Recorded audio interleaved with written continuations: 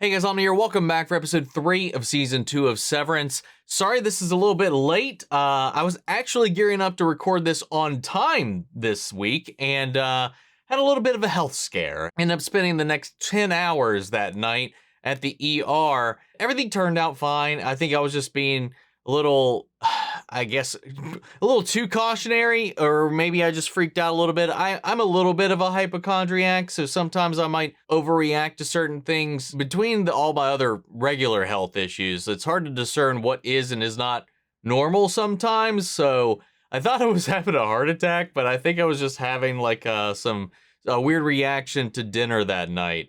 And yeah, so, I mean, better safe than sorry, but in the end of the day, everything's fine.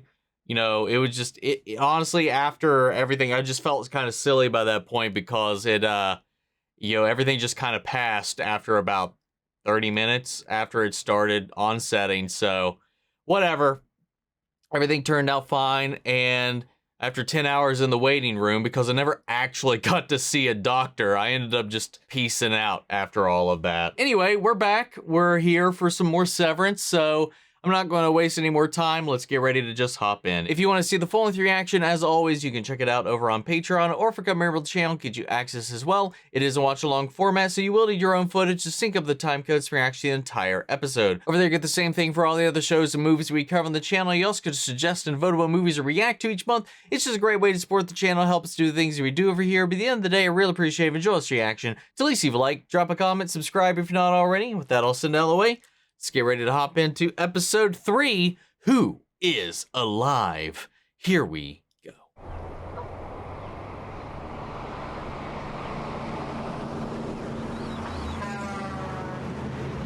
You did not have to do that. Rude. Dude, her car's not even on right now. She's gotta be freezing.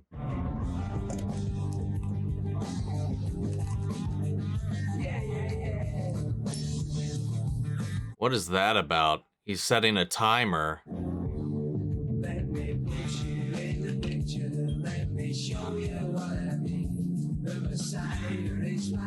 I wonder if he's trying to figure out how long to get to check-in.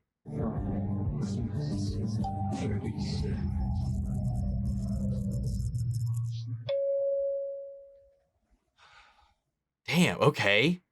What's he strategizing here? He's timing how long it takes him to get from the parking lot to the elevator.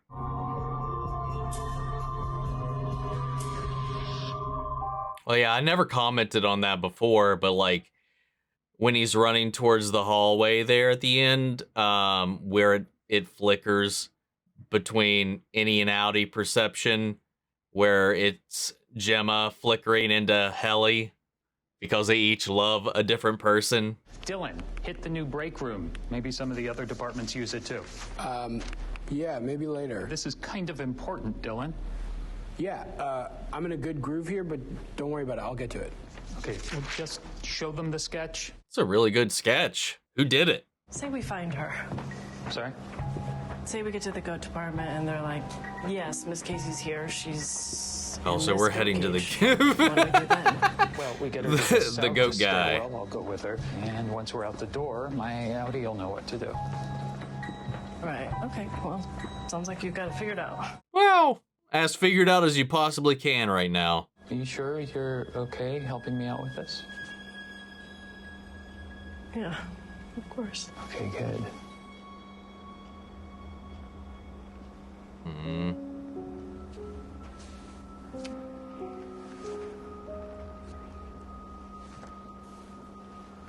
You gonna do it? You're not gonna do it. What are you doing? What are you doing, guys?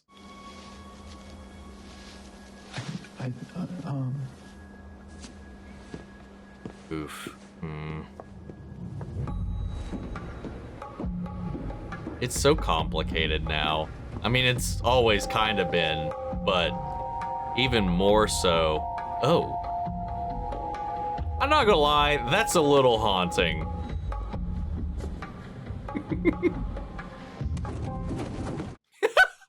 I don't know why that was funny to me. He's just like, fuck these balloons. Those were the balloons he brought Mark, weren't they, though? I've recreated the painting. Oh. The ones I told you about. Maybe the hallway's really down here. Maybe that's where my dreams have been. We could look for it, Dylan. We could go today. Maybe you go yourself. Like for stealth, you know? Is he keeping his head down because of this family project thing? That's why he's tunnel visioning on work. Dylan G, come with me, please.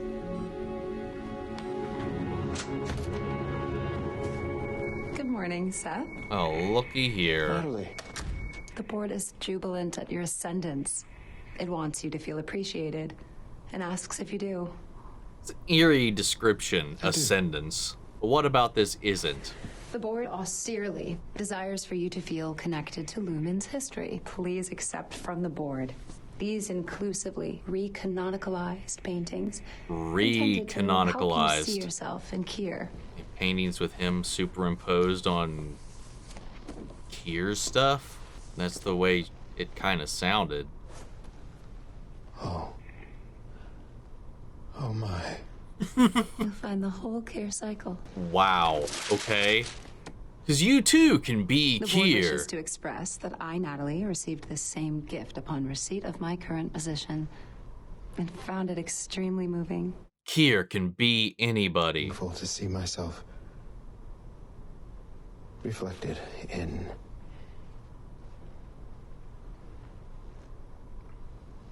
See, I wonder if he actually finds it moving or uncomfortable, because I can't tell how he's actually reacting to this. It could go either way. Congratulations, Seth. What an interesting scene.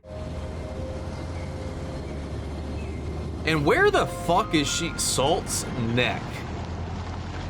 Where is she going? Like, she got promoted. Now she's off, leaving all of that behind.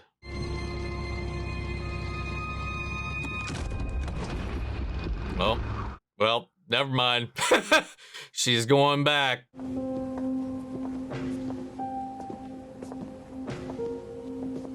Is that it? Gosh, the lights following them. It's just so, again, I can't think of a better word at the moment other than eerie. I know that operates in some buildings like that for efficiency's sake, power saving and whatnot, but I do find it kind of haunting. Wow. It's like the same hallway, but tinier. Can you see anything? No. Careful, there's poop. Okay. Just the way he said that. Oh my god. What the hell?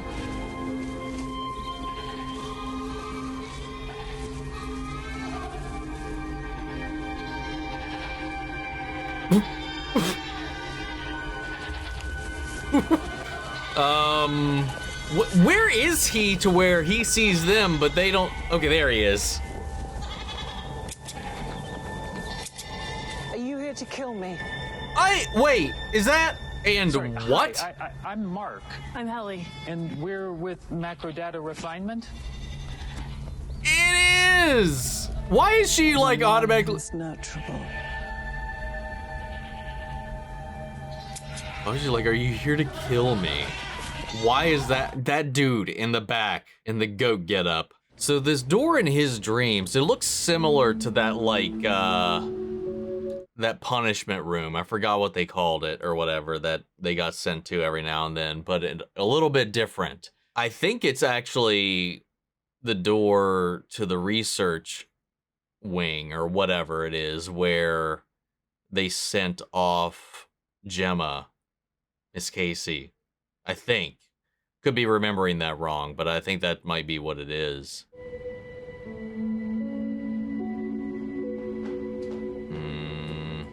It's probably hard being here. Felicia, hello. I'm sorry to pop in after all this time. I'm sure you must be very busy. It's good to see you. No. Oh. Her name's Miss Casey. She's our former wellness director. We don't abide such fripperies here. Right, well, she's been retired, Okay. but we believe she may still be on the floor. Are you sure you don't know her? Maybe you should take that page of paper and be on your way. Not until you've answered my question.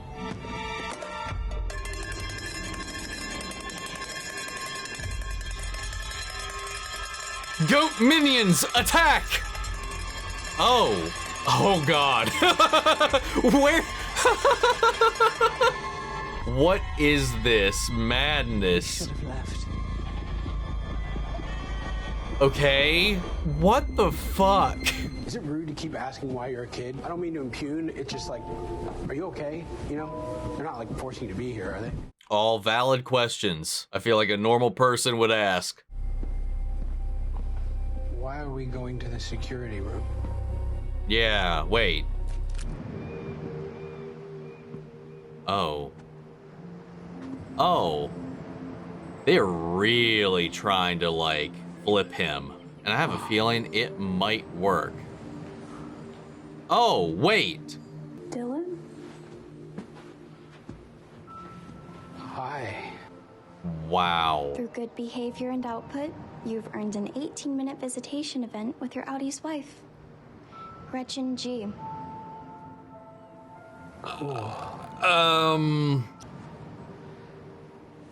Okay. Awkward. Should we sit? Like, how would that feel, you know, being like the Sorry? You're the spouse of somebody that's been severed like this and have a visitation in this way with somebody, you know, your partner, but they have no idea who you are. You really don't know me at all? no. Well, I mean, from the photos from just now. Yeah, Seth warned me that this might be weird. Yeah, a little. Who's Seth? Don't you? Please refrain from sharing information that may be privileged or sensitive. Thank you. Who is that child? Miss Huang. Oh no. Seth Milchick. It's really nice to meet you, but am I in trouble? Oh, no, you're not. Should I You're be not in concerned that she trouble. knows his first name? My husband has had trouble keeping other jobs. He dumb? No, He a dick? no, he never quite found his thing. Well, I guess he found it here because he doesn't have to worry about it So here. He he's doesn't have to actually- feel it or experience it here. Kind of a fuck up? Wow. Eee. But God, hitting her with that, what, he dumb? I mean, that's a whole different thing because you don't have to, the thought about the job, the stress about the job, the anything about that, doing it like this. Even somebody like Dylan, who maybe has a hard time locking something down, would be able to just kind of float by just fine. You're not the one experiencing it. And then in here, though, this version of him loves this and is good at it. It's so interesting how that works. That I was thinking about this quite a And bit. we live on a cattle ranch? Oh, it's okay. They don't understand. It's okay. That was funny though. A lot of their characteristics are the opposite of their Audis. Helena is locked in, stern, not appreciated, not loved. Helly is kind of free, loved, you know, bright, you know, they contrast one another. Milchick put it like right on display for us with Mark. Is like, you know, your Ennie's found love, he's happy, while Audi Mark is alone and depressed. Irving, for a long time, was a slave to the Lumen propaganda machine. Meanwhile, his Audi seems to be actively researching them, keeping tabs on people, like, again, like suspicious of them and their activities. I don't know. I think it's kind of interesting. Oh no, that's not Bert. That's something else. That's nothing. He is quite the artist as well, too, isn't he? How do you know about the exports hall? The exports hall. I'm sorry? We send a lot of shipments there. We used to go ourselves, but now they send a guy. Do you remember where it is? Oh my. We just stepped into the village here, man. What in the hell? What if they've just become wildly independent of all of this? It's not a Mammalian's problem. It's in any problem. Listen, we used to be afraid of other We're departments too. not afraid of you. You seem pretty We afraid. let this happen to Miss Casey, then who's gonna step up when it happens to us? Oh, incite a revolution. If one of your goats went missing, wouldn't you go looking for it? Put it into their perspective. She used to come do her sessions in our husbandry tanks. What? Tanks? She Husbandry? had a gentle way about her. As far as we know, she was retired just like they say. But if you suspect otherwise, we won't hinder your search. Good. Thank you. We just needed to talk to you in goat speak. But before you go, we would like to see your bellies. What? What?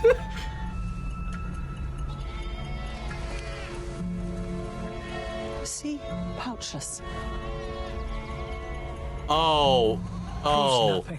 Is this more bullshit propaganda about the departments that that is spread, that they have pouches and shit? Okay. I presume, at least. We saw how O and D reacted when they showed up before, so I guess I shouldn't be all that surprised. You know, all the bullshit down here to keep all these departments from interacting. This was, I don't know. Yeah, it was. And I'll be good. I'm gonna make you all proud. Aww. I'm always proud of you, Dylan. Cool. I love you. Oh, Sorry. no, it's...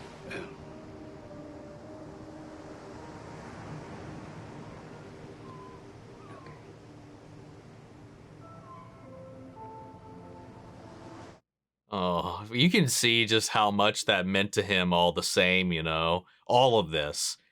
God, I think they are going to sway his ass. I'm so nervous about all of this. You know, we're worried about Helly / Helena.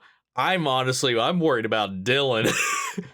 Because he's keeping his eyes forward on the desk, and now they're doing all of this strategically, showing him that family wing, giving him this little reprieve, this little handout, and they're gonna lock him in. Damn it, man. I mean, what do you do when you have a team like this, a group? Left ear. Yep. You break them apart. Cookies for Jim's class. Weaken them. For cookies. She an EMT? Hey, how was the thing? What thing? The thing with me? Oh. Yeah, it was good. Yeah? Yeah, weird good, but good. Cool. Yeah. Okay.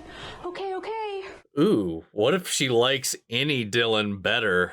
Cause, like, even he seems to be a little disconnected from even handling the kids and stuff like that. That was a kind of mildly cold interaction there. Or at least maybe not cold, but jaded a little bit. It is famously costly, which is why sadness is among the most recurrent issues Oh. facing the poor. Hi. Oh, my babe. God damn it. This is Natalie Kalin from Lumen. Okay. Oh. Oh, yes. God, Okay. yes. Natalie just stopped by to discuss my book, actually. I'm sure you know by now that your husband's work has found its way onto our severed floor. Yeah, do we know how that happened yet? We've actually moved beyond that, and we are now discussing the, How do we don't just move beyond. Natalie wants to discuss a version of the UUR specifically for innies. What's wrong with the current version? Nothing. There's a certain verbiage to which innies respond more favorably if we just tweak it here and there. They think that it could be a real game changer. Okay. Gotcha. She said her name's Natalie? Natalie Kalin, I think. What, was she asking, like, what I'm up to, or Nope, because it's Rickon they're after. What are you up to currently? What? I guess you and your work friends were so inspired by it. Oh, jeez. Yep. I mean, when that's the only thing you've read, it probably sounds insanely profound. Okay, so you need to see the after image for like 2.5 minutes. 2 minutes, 18 seconds. It's from the parking spot to the elevator. Okay. Give or take. Yeah. I think the whole Mind Collective would be very proud of this, as well as your kindergarten teacher. What the fuck was her name? Mrs. Lustgarden? Yeah. What kind of name is that? She really got me. I wonder why. Will you be careful, please? Yeah. But would that even work? Even though you left me with the check-it pips, you dick. Thanks. You're welcome. I love their relationship.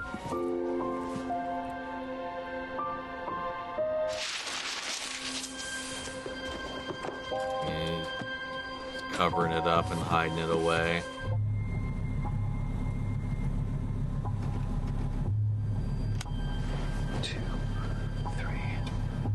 Oh, that's how he's doing it.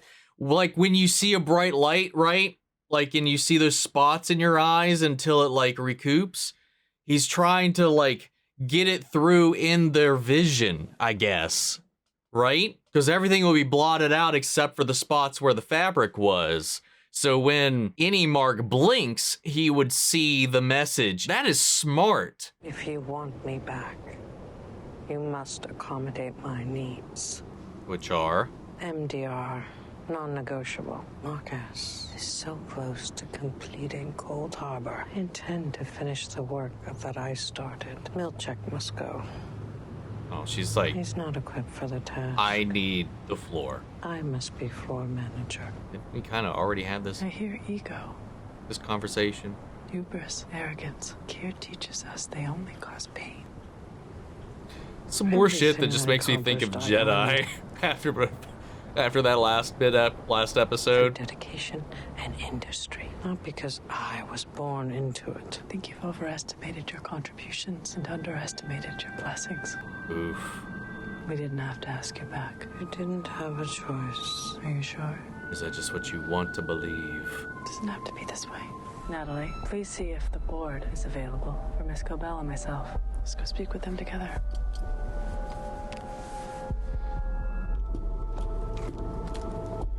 This is an interesting chess game that's going on here, man.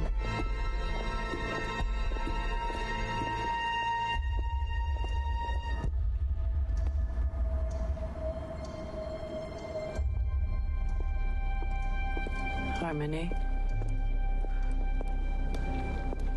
Well,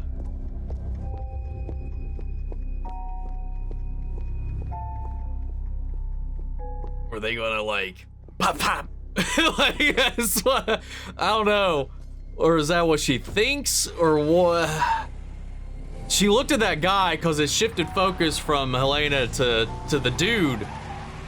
And maybe she thought something was a little sketchy there. Well, now she's just leaving yet again. What is going on with her, man? I think he's trying to time to see how long the image. Oh, Jesus Christ! Fuck! Are you trying to burn a message to your innie, into your retinas? Oh. Because your computer told you that was a brilliant idea? Yeah. Yeah. Oh. It doesn't work. Why not? The switch briefly dilates the pupils. Clean slate. Okay, also, thank you. could blind yourself. Thanks. And how was the Damn innie gonna it. send you a message back? That's his problem. I don't know. Unlock the door. Why? Unlock this fucking door! How'd she find him out here? There's an easier way. Didn't seem particularly easy for Petey. Heard about the OTC. My sister talked to my auntie. He said a lot of things. Did he tell her your wife is alive at Lachman? Oh, wait, so do you just know? Or is that an assumption she's made? Or does she work on that project? Because she couldn't be outed as... Is Chemus alive? She was the last time I saw her. Oh, wow.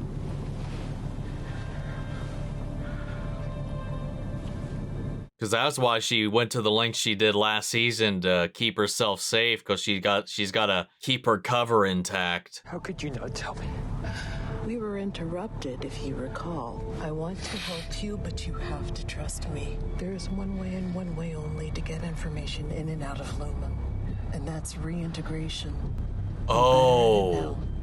I can make it work with you. I can sew together a version of you that loves her with a version of you that can... Yes, do it. Wow. Oh, God. What's that going to do to any Mark?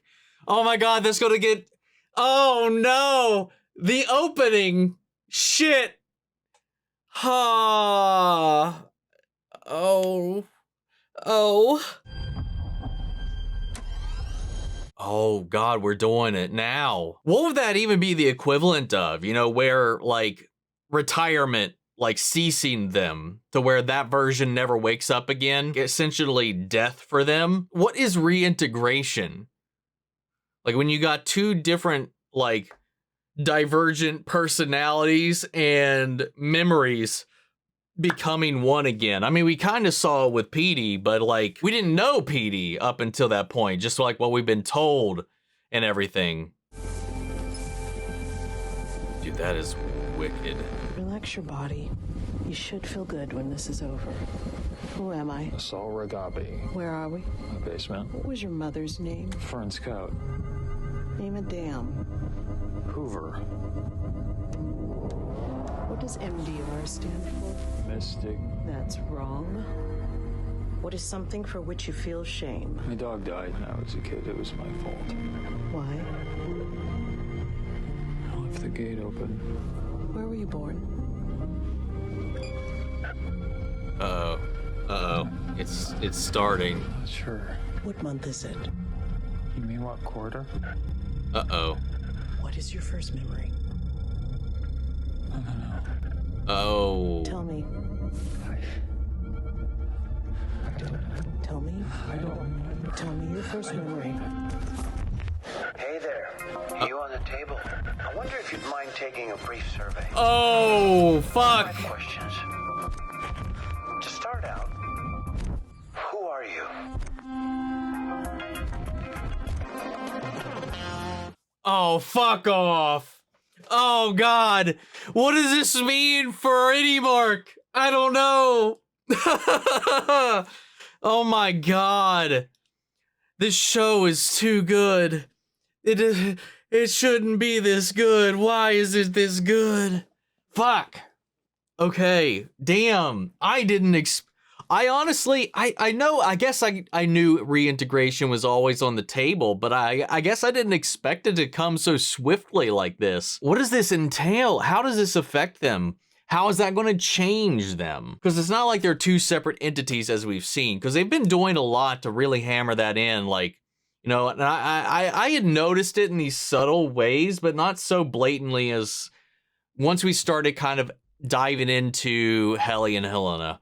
Like that, like getting to see Helena's side a little bit more and getting to see some of that, and also getting to read some of the comments and talking with a lot of people about it, and at least reading a lot of people's interpretations on everything. Like it really kind of shines a light on that like duality, those like polar opposites of the innie-outie relationship. Like, and we see it here even on full display with Dylan when his wife comes in here and it's like seeing a completely different side of this person that you love. Maybe a version of them that you met and you've lost touch with. Like seeing how here Dylan is able to really tunnel in on his work. He's really good at his work and he takes pride in it. His personality, his confidence is there. Like he's confident in himself. He can mouth off. He's got this kind of air about him that's completely different about him when we saw him on the outside, where he's a little listless, where he's a little kind of, I'd say maybe a little meek. And, you know, and like she said, he's never been able to hold down a job. And here he's actually been able to do that. And for, like I mentioned, for like severance as a process would be perfect for somebody who maybe struggles with that. Maybe they find, you know, meaninglessness in whatever job it is, or maybe they just can't focus or whatever. You know, they don't have to worry about that. That's not them that's doing the job. And then the other version of him that has basically been bred for this purpose, it's like they're just completely different people. Even in his home life, he's just kind of, he's there on the couch. He's just kind of going through the motions. as his wife is getting ready for work. She's trying to explain what he needs to do for the kids. And he's like, I don't get it. What does it do? It's a tube. You just do the thing and that's it. There was a warmth that was there when she was talking with his innie that I didn't quite feel when we were there. And then just the phone conversation in episode 2 as well kind of seems like they are definitely going through a little bit of a rough patch. And you could have equated that to the stress of him having lost his job and stuff like that. But I think this shines a wholly different light on everything here.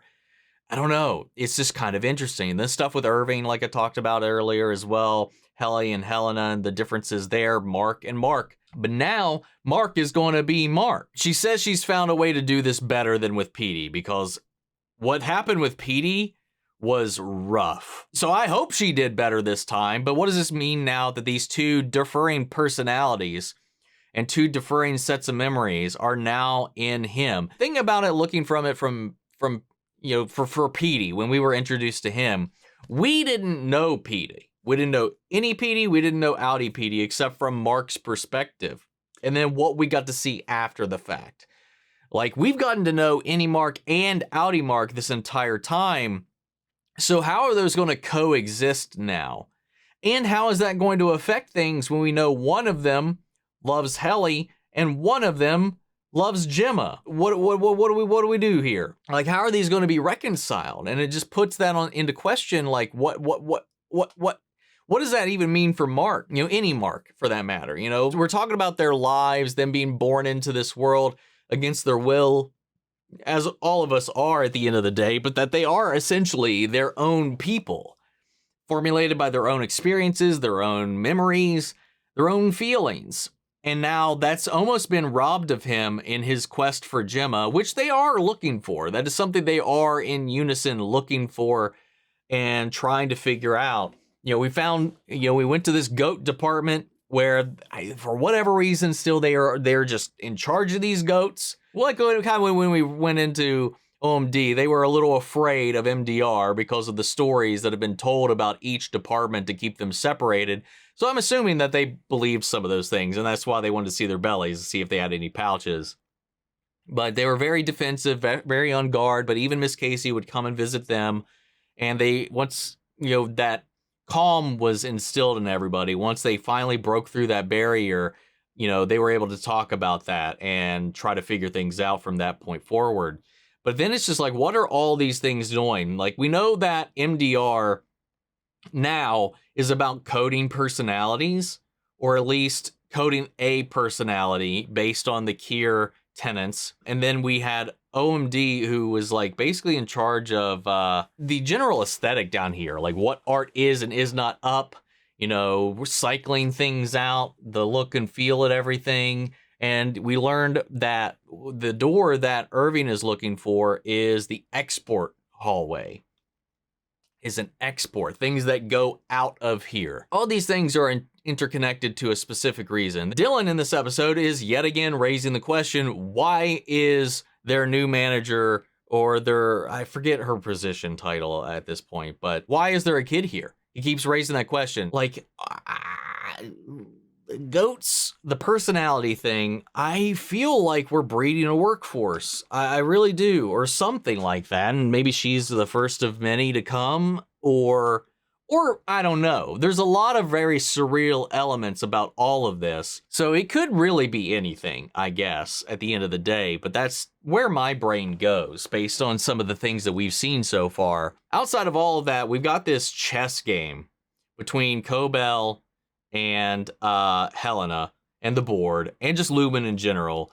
She's under the impression that they need her. Only she can do this job. It's like her like they said, it's like her hubris. Like, she thinks she's so important to their work when they think that pretty much anybody could do it. Maybe there is some truth there from her, but she sent something off there. It's like, hey, let's see if we can get the board on. Let's see if we can talk this out. If you're really going to insist, we'll see what they have to say. Then she ran back out again. She looked from Helena, she looked at the guy, and then she pieced out.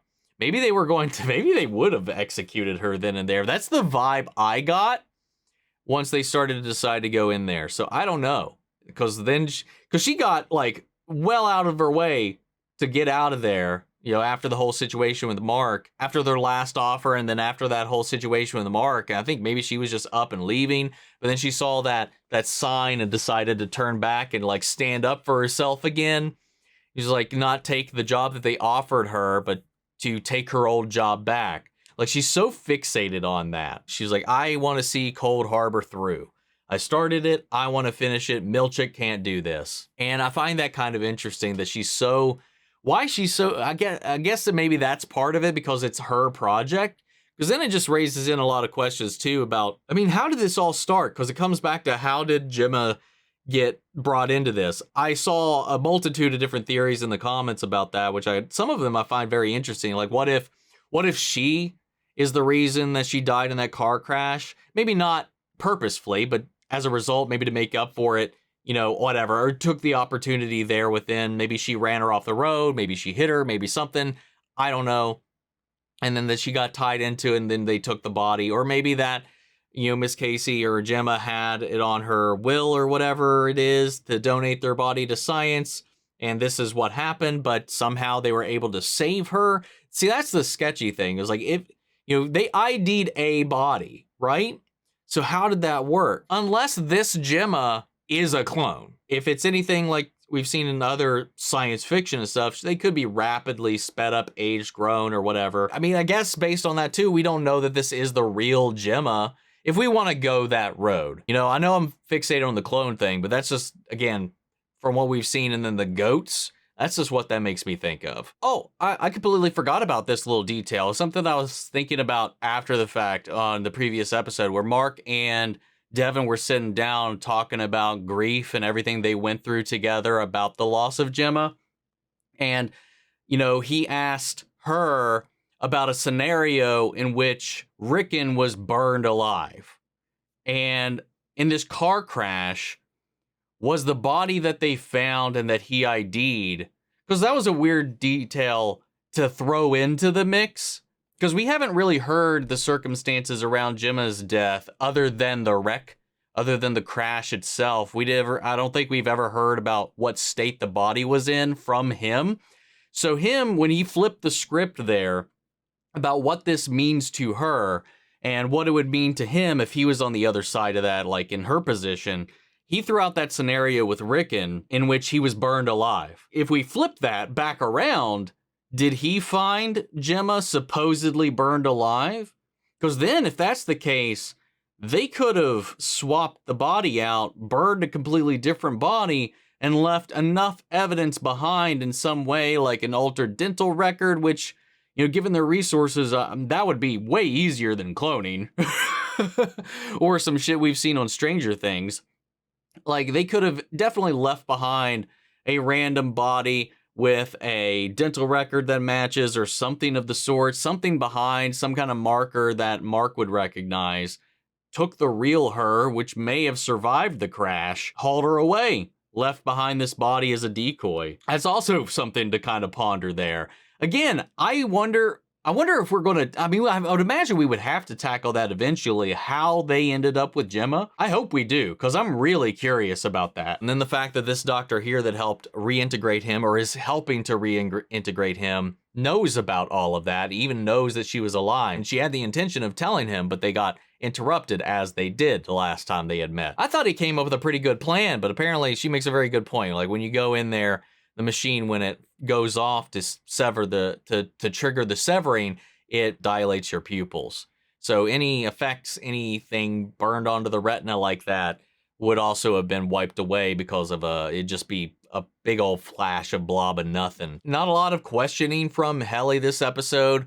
Again, like, there's some very stark differences in their postures, like both in and out, between, you know, the way Helena carries herself and the way Helly carries herself. I like looking back on episode 1 and looking at some things in episode 2, I could definitely see how one would definitely get a little suspicious of her. But like seeing them back to back in this episode, I don't know if that is always the case. Maybe sometimes it is Helly, maybe sometimes it's not. Is it Helena all the time, or is it Helly? I don't know. I think it's hard to say. I think there's a lot of things too, again, playing devil's advocate, in episode 1 that can be attributed to her being just completely shook up, not reconciling with what happened, the revelations, all of that, the secret she's now keeping, who she is, what she is, all of that could influence a lot of the things, even the computer thing. Like the way their postures, and who knows, maybe Helena's just a great actress. There was definitely a stark difference between Helly in this episode on the inside and Helena on the outside, and the way that they carry themselves and their postures and their body language and all that. You know, as much as they're dangling Helena over here on us, you know, hey, is she not inside mole? What is she? And then on the flip side, they're doing all this shit with Dylan, and he didn't help them with any other stuff in this episode. He was very fixated. They are separating him from the group. They are feeding him these special privileges, these special knowledge. They are giving him this visitation with his Audie's wife and all of this stuff. They're really, really, really, I think if there ends up being a mole, if anybody, I'm now worried it's going to be Dylan. I hope not. Like, he was definitely a ride or die despite his hang-ups last season, but they're really pulling out all the stops with him, man. I think it's working too. And hell, maybe it's a two-pronged effort. Maybe they're coming at it from multiple angles. Maybe it is both Helena and they're turning and flipping Dylan as well. At the end of the day, the only one they care about actually getting work out of is Mark. That's another, I guess, kind of counterpoint, I would say. They need Mark to work. They need him to be at his desk, to be doing his macrodaddying. They need him compiling this information to complete Cold Harbor. So I don't know, like, what purpose that would serve for Helena or them to allow him, or at least help with and further his little hunt, his little distraction down here for Miss Casey. I would imagine you would deter him, not help, unless you're trying to get him to an end road that'll make him stop and then focus on the work. Then we hit this other group, and then she also like incites the people in here as well, and that could just be fulfillment, like from Helena, because we saw even in the commentary following the episode is that she's seen that her Innie is living a more fulfilled life. What if she ends up completely role-playing? Like, this is where she's going to dissociate and she lives her life to feel those feelings for herself. So she's playing the part. So what if it is Helena and she's simply got no malintent? There's a lot of things that don't quite add up to me on multiple fronts. So that's what makes this show good, man.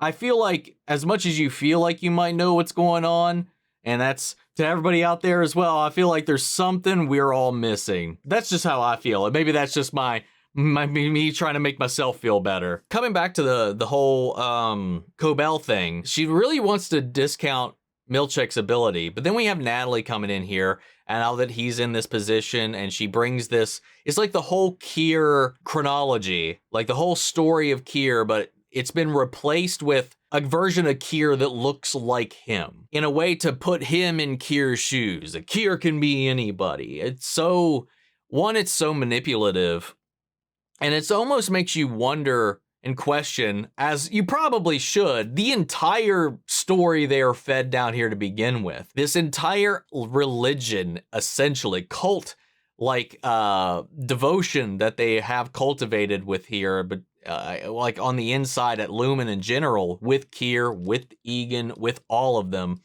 Like, it's weird.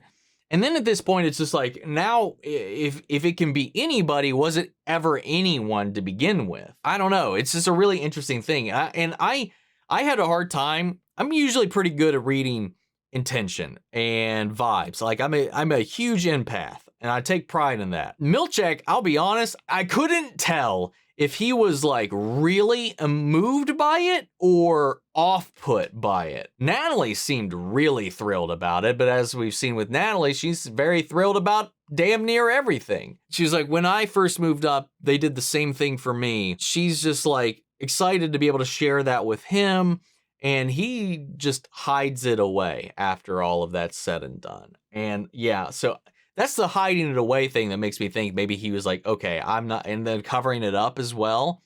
Like he looked at it, he took it in, and then he put it away. I don't know if he liked that. Maybe he's not as devoted as somebody like Cobell is, where she literally had a shrine in her own house to these people, man. I wanted to bring this back to Natalie again. She now showed up at Rickon's place, at Devon's place, poking and prodding about the book, talking about how she wants to make an any version of it that they can use in there, because from some outsider's perspective, this empowering perspective that to them just was really moving, because the only thing they've been fed up until that point is this Kier bullshit. They wouldn't know anything from anything else. So like when he was shocked that they took to it so profoundly, and I think this is just another excuse for Lumen to just stay intimately close to Mark and his family in a way that's a little more subtle than what Cobell was doing, but in essence the same thing. It's a way to keep tabs on them, keep them close, keep them involved, keeping them roped in on everything at an intimate level. While that seems to be swaying Rickon enough,